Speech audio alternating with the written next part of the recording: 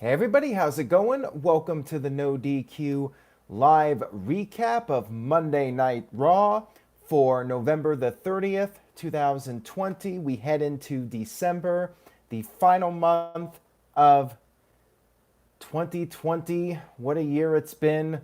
We got the TLC pay-per-view coming up to close us out. We actually have the WWE NXT War Games pay-per-view coming up first and then TLC to close us out. But shout out to everybody in the chat room watching this live. And good old Jeff Meacham with a $2 super chat says, check your texts, please. Well, unfortunately, too late for that, Jeff. I'll have to check when I'm done with the live stream. I will do that as soon as I'm done here. But thank you for the super chat. Let's get right to Raw. We kicked off with a moment of bliss, and her special guest was her favorite superstar, Randy Orton. And I should note that there was a doll in this cage in the middle of the ring, whatever that is. I guess part of Alexa's new dark character. We had Alexa Bliss show a recap of last week's show, and Randy Orton talked about how he knows Bray Wyatt. However, he has not been formally introduced to The Fiend. And Randy talked about the comparisons between him and The Fiend. He said that they actually do have some things in common, but they also have differences. And one of those differences is that Randy, he keeps his pain bottled up so he can blend in with everyone else. The Fiend, he just makes it clear what he's all about. And Randy talked about how back in the day he found Bray Wyatt's weakness, and he thinks he may have found The Fiend's weakness. He glared right at Alexa Bliss. The lights started flickering, and Alexa was like, who is manipulating who? The lights went out, and when they came back on, The Fiend showed up, but Randy Orton was holding Alexa. He had her. The Fiend was like, what the hell's going on here? And Randy gave Alexa, handed her over back to The Fiend, escaped the ring, and he said, who's laughing now? I guess we'll find out if The Fiend's kryptonite is Alexa Bliss. Interesting segment, I guess. It was different. I still don't really know what to make of this whole feud, but I will say it's something different. You're putting Alexa Bliss in the middle here, and can Randy Orton outmaneuver The Fiend with the mind games? I thought it was a decent opening. I did not really have too many issues with it. It was a little strange, though. I will say that much. Hab Kano with a $5 super chat says, before you get started, why is WWE streaming their content on Peacock? That gives us less reason to subscribe to the WWE network. Well, I think it's just part of WWE's deal with Universal, giving them some content. WWE has a ton of stuff on the network. They can throw some stuff on Peacock and make their business partners happy, and I don't think it's going to hurt WWE network subscriptions. I really don't. And keep in mind, the network deal is big for WWE, but it's the USA Network and Fox. Those are the real money deals for WWE. WWE wants to keep their partners happy. And Jeff Meacham, I guess he wanted to come in and plug tomorrow. Well, there's no way to get you on the video here, but Jeff has a very special show coming up tomorrow. So make sure you guys head over to jeffmeachamnetwork.com or search Jeff Meacham to check out his video coming up. It's a pretty big one. It's pretty meaty, I guess you could say. So make sure you guys tune in for that. Just search Jeff Meacham on YouTube and you'll find it, or go to jeffmeachamnetwork.com. So anyways, we had our first match of the evening, which was a Symphony of Destruction match. Elias versus Jeff Hardy, and the announcers were billing this as the final chapter. We had musical instruments strewn all over the place. We had a drum set. We had a stand-up bass. We had a ukulele. We had a whole bunch of things out there. And we had a recap of the feud. Again, the announcers were acting like this is it. This is the final match. And I'm thinking to myself, I'll believe it when I see it. During the early part of the match, also there was a piano out there which was moving. And as it turns out, R-Truth was hiding in the piano. By the way, this was the only time we ever saw R-Truth on this show. He ran as soon as his cover was blown. You had him take off, and he was chased by all the usual geeks from the 24/7 division. You know, the Drew Gulaks and Lucha House Party. Elias and Jeff Hardy actually momentarily worked together to take out these guys with some guitars. And then we got back to our match.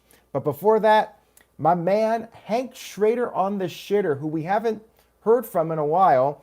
He says, with a $20 super chat, thank you so much for that, Hank. I appreciate it. On top of having the best username in YouTube history. He says, happy belated birthday, Aaron. I hope you are a Scorpio like me, still not watching WWE and super upset when I saw my future ex-wife get engaged. Ugh. Now, which future ex-wife are you referring to? TJS, did I miss your super chat? Let me see if I can go back to that. Oh, TJS with a $3 super chat says he's not a fan of the Fiend looking human-like. Well, the thing is, you have to try and create some kind of plausible storyline where maybe Randy Orton can beat the Fiend. Like, if we know the Fiend's just going to wipe the floor with Randy Orton, then, you know, what's the point? You want to think maybe Randy Orton can somehow beat the Fiend. I agree that the Fiend should come out on top in this match. Randy Orton should not be winning it, but you want to make Orton look like he can beat the Fiend. You don't want it to just be like, well, Randy Orton has no chance against the Fiend. You want people to think that it could go either way. But yes, I would definitely book the Fiend to win when they have their match and not drag it out and do a bunch of rematches and stuff. They could end up doing that. Thank you, TGS, and thank you again, Hank Schrader on the shitter. I do appreciate it. And I believe November 22nd is Scorpio, but I don't know about that. Yes, I did catch TJS's super chat, so thank you guys for pointing that out. Oh, I guess he's talking about Alexa Bliss. Yeah, a couple people got engaged. There was an NXT engagement, Leon Ruff. He is engaged, so congratulations to him and his fiance. And she's a referee for NXT also. So anyways, back to the match, the Symphony of Destruction match. Elias was taking the guitar picks and using them like brass knucks. And they fought on the outside of the ring. Of course, they got thrown into the drums, and there was a gong out there. But unfortunately, it did not lead to The Undertaker coming out when the gong was made a noise of. And they ended up fighting on the other side, and Elias inadvertently, he tried to hit Jeff Hardy with this pipe or something, and he ended up missing, and there was like an amplifier set up out there, and it was like that scene from Home Alone where Marv electrocuted himself. Or was it Harry? It was one of them. Basically, he electrocuted himself, but he somehow managed to continue in the match, although Jeff Hardy got him on top of a table, and he climbed up to the top of the ring post, and Elias was down below, laid out on the table. Jeff Hardy did this swanton bomb, and it was brutal. Not just Jeff Hardy putting Elias through a table, but the back of Hardy's head hit the steel steps, and as soon as I saw that, I'm like, oh shit. Fortunately, it appears that Jeff Hardy is okay somehow, but that was really scary. That was terrifying. Jeff Hardy, he pinned Elias, and he even picked up the tambourine and started messing around with it as part of his celebration. I'm just glad he's okay, but I agree with Jeff. Like, so preventable and unnecessary. Like, did nobody think that this was a bad idea? That they planned this out in advance? Like, why would they do this finish right by the steel steps? Like, it just seems so reckless. And I know Jeff Hardy likes to take risks, but man, that could have ended in a complete disaster. That could have been really bad for Jeff Hardy. So yeah, that was a little uncomfortable to watch for sure. Match itself was entertaining, though. I just feel like Jeff Hardy should not be doing stuff like that at his age. Backstage, we had Matt Riddle and Keith Lee talking about the triple threat match, and I guess Matt Riddle's gimmick now is that he is as annoying as possible, because he was just saying all these stupid things, making a reference to Austin Powers and did an accent, and the camera cut away from Keith Lee, and when it panned back out, Lee was gone, so Lee just took off. He could not tolerate this annoying Matt Riddle any longer. Hab Kano with a $2 super chat says, Jeff Hardy versus Drew McIntyre at Summerfest. I'm all for it. Let's do it. Fun comedy match. Why not? Thank you for the super chat. And Marquan 1976 with the $2 super chat. Thank you for that. Says, Jeff Hardy cannot say no to crazy stunts. Apparently not. And yeah, Steve-O, I don't know what's up with Matt Riddle. He thinks Matt Riddle is annoying, and is he still a babyface? Is he going heel? I guess he's still a babyface. We'll talk about that in a few minutes. I forgot about what happened later in the show. But yeah, he's like the most obnoxious babyface in the world. Like, I guess the idea is that he's this total stoner who says all these really ridiculous things and just won't stop talking. But how is that supposed to be a likable character? Just wondering. And TJS with a $3 super chat says, Riddle looks like a complete loser. Who wrote this? Ouch. Yeah, good question there. And apparently the final script for Raw did not even come in until about 15, 20 minutes before the show started, which seems to be a running theme here, where Vince is showing up late to the shows and things are being rewritten at the last minute.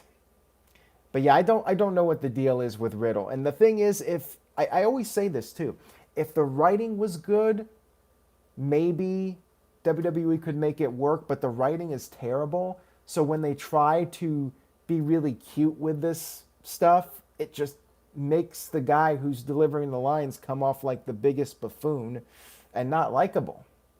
And you're supposed to like the good guys in wrestling.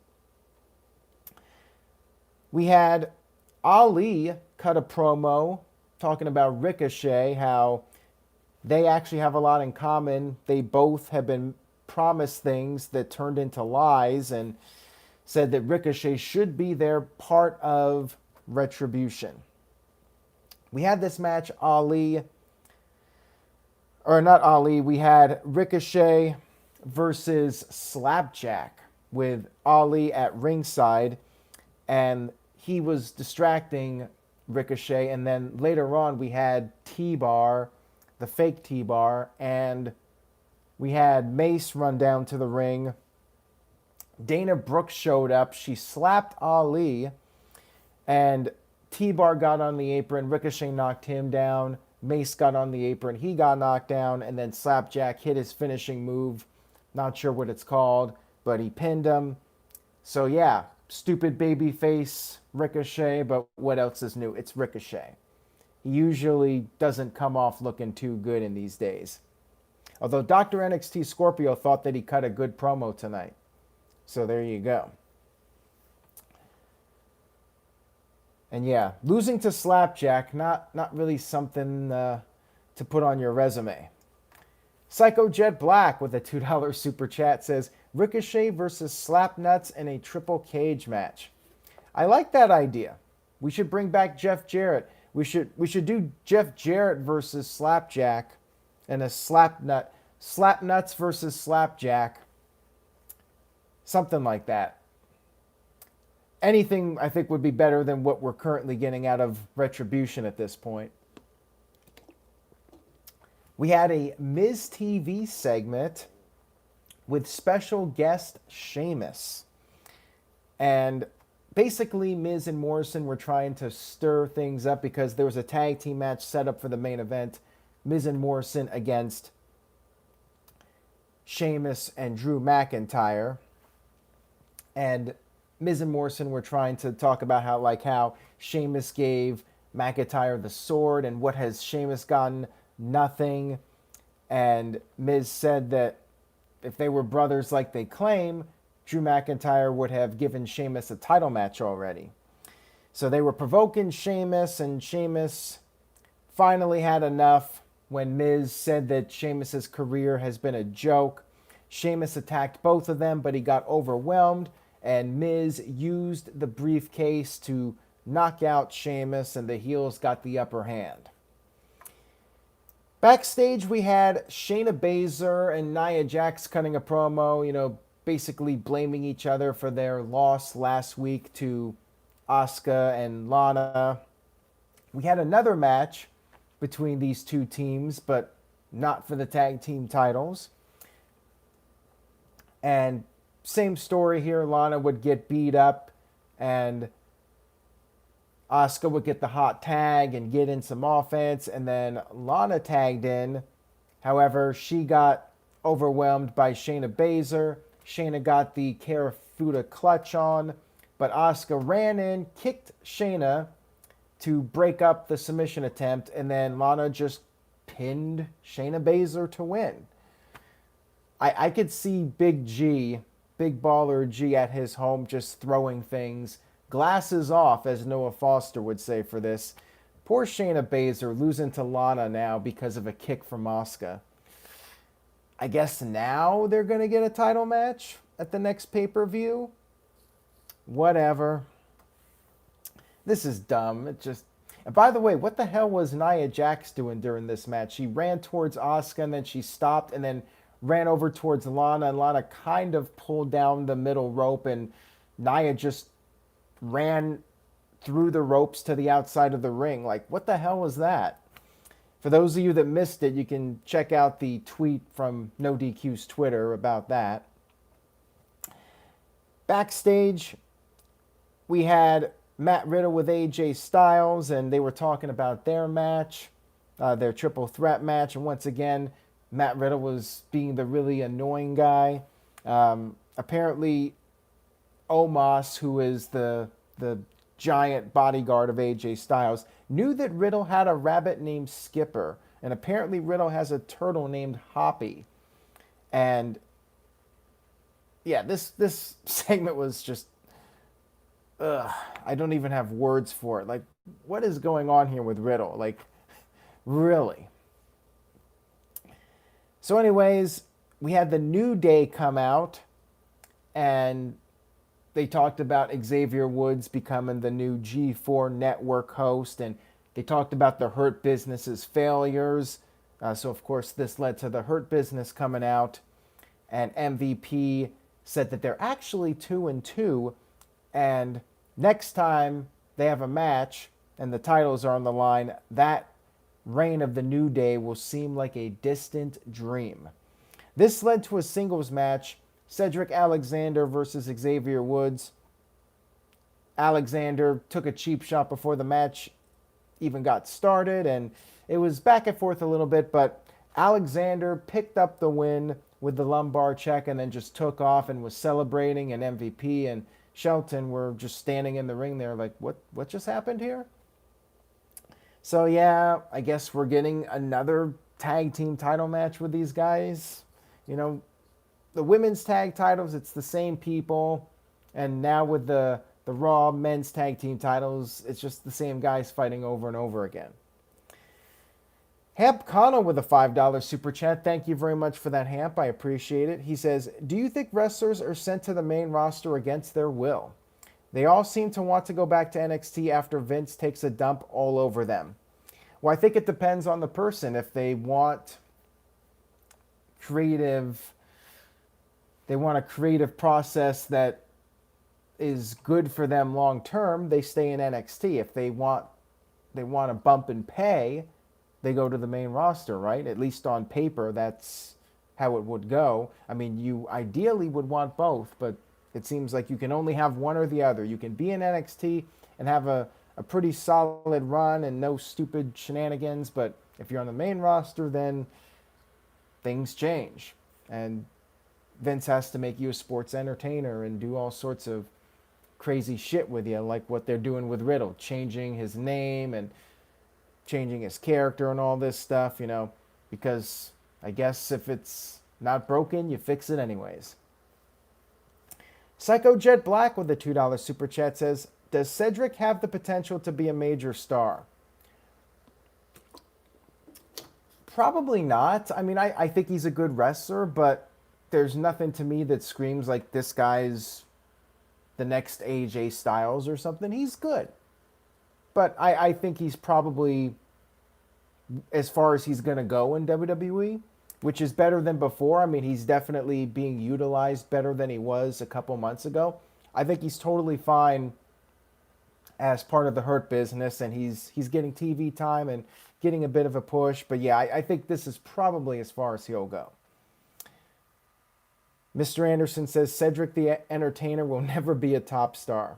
And JSpin401 says Hurt Business is saving Cedric's career. Yeah, very much so. Definitely a good shot in the arm for him.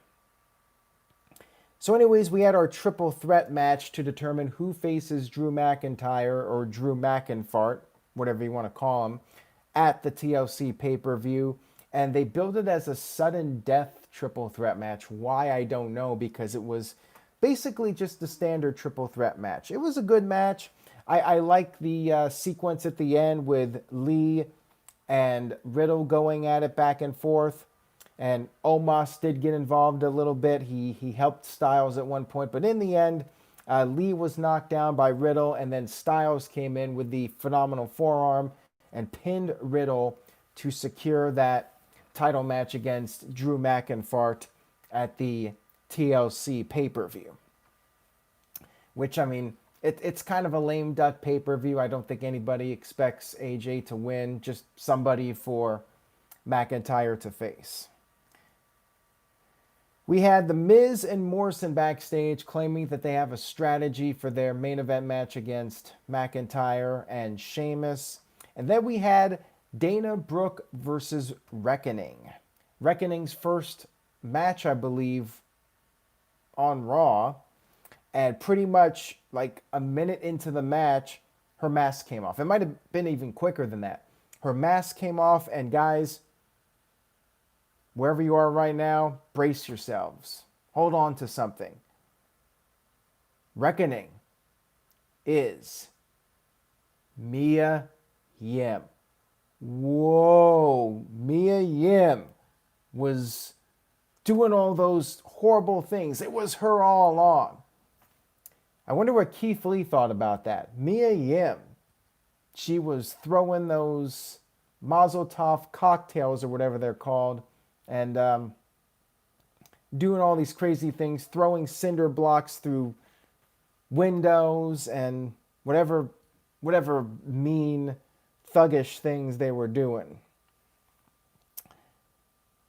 We had Dana Brooke somehow pick up a victory here over Reckoning with a roll-up. So yes, Reckoning in her first match, she lost. She got beat by Dana Brooke via the roll-up. And then after the match, Ali was very upset. He was yelling at Dana Brooke, talking about how there is no failure in Retribution. No failure. I seem to think their win-loss record says otherwise, but all right then.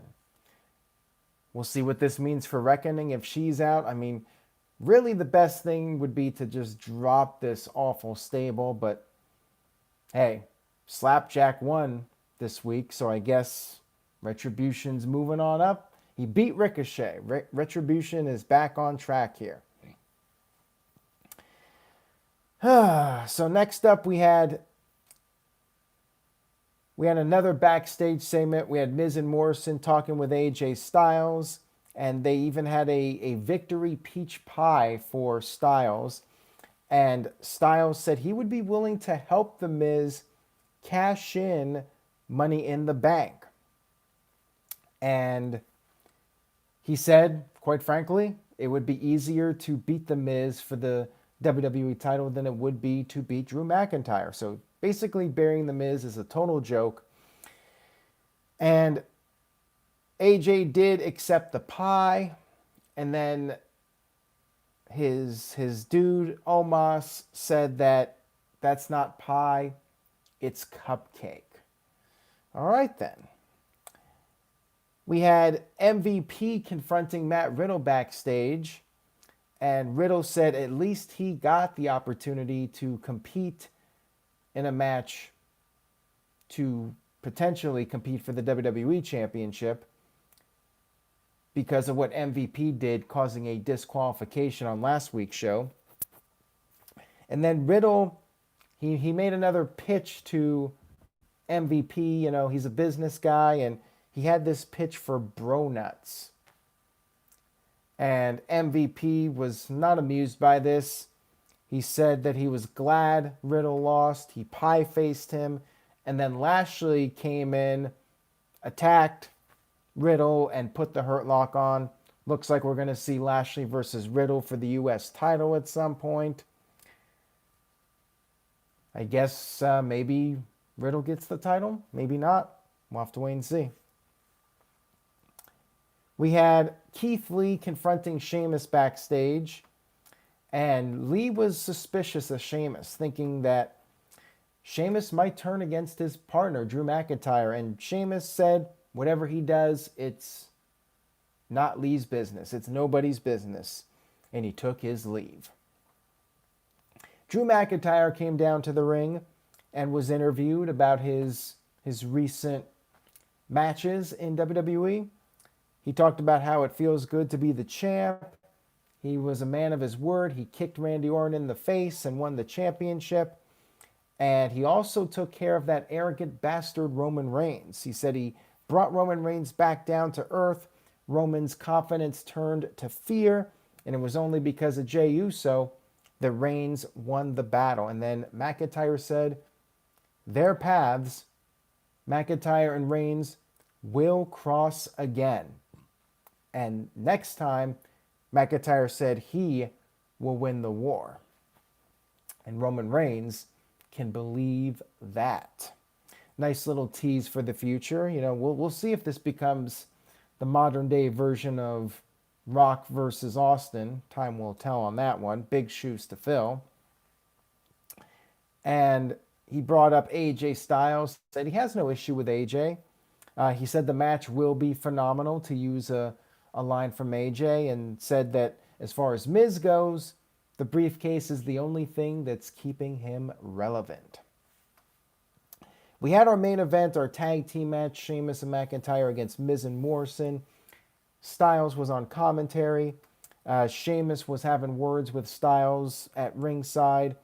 And then after the heels worked over Sheamus for a while, McIntyre got the hot tag. Sheamus wanted to get tagged back in, but Morrison knocked Sheamus off the apron, threw him over the barricade, and then Styles came in, hit the phenomenal forearm to McIntyre, causing a disqualification. And then Styles instructed Morrison to hit the Starship Pain. We had Omos getting the briefcase, bringing it in the ring, and Miz hesitated at first. He didn't like the orders being directed at him, but then he did hand over the briefcase. But just before the referee could have the match started for the cash-in, McIntyre fought off Morrison, hit the Claymore to Miz, and Styles, he flipped himself over the top rope, and Omos grabbed him on his shoulder, and AJ basically yelled out that Omos saved McIntyre from Styles and that he'll see McIntyre at the pay-per-view. And that was Raw, everybody. So what did you guys think about this show? I thought it was okay. You know, it had its moments. I'm still not really that excited about the TLC pay-per-view. And ultimately, I think the goal of these shows should be to get you hyped up for the pay-per-view. So I think I'm going to go with, again, I'm just going to go with a flat C. Average Raw. I think it could have been a lot more effective in getting me hyped up for the pay-per-view. You know, it's building up a lame duck pay-per-view, and you know they tried to do a few different things.